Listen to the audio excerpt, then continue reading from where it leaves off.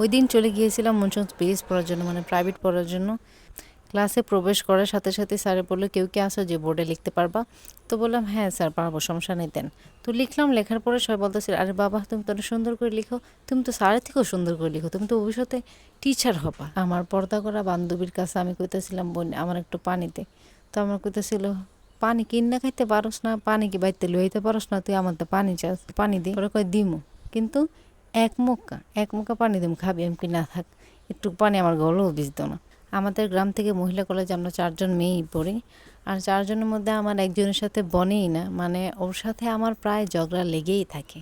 মানে কিছু কইতে না কইতে উয়ে চেতে যায়, মানে ওর কথা আমি শুনবো কিন্তু উইয়ে আমার কথা শুনতে পারতো না কেন, আমিও বুঝি না কেন শুনতে পারতো না। উইয়ে পারবো মানে, আমি ওর কথা পারবো মানে উইয়ে পারবো, কিন্তু আমি কিছু কইলে উইয়ে চেতে চাই। গাড়ির মধ্যে আমার এক বান্ধবী আমার কইতাছে, তুই সুন্দর পোস্টলো, আমি তোর ভিডিও করে দিই। তো আমি একটু ভিডিও করতেছিলাম, একটু সুন্দর এমন এমন করতেছিলাম, উইয়ে কী করলো, আমার দিল, পরে আমিও দিলাম।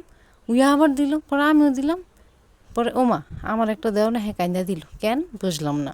নিজে আগে দিছো এটা কিছু না, আমি পরে দিলাম, এটা দোষ হয়ে গেল। পরে কাঁদতে কাঁদতে পুরো রাস্তা গেল, আমার লোক তো কত কইলই না, শেষ।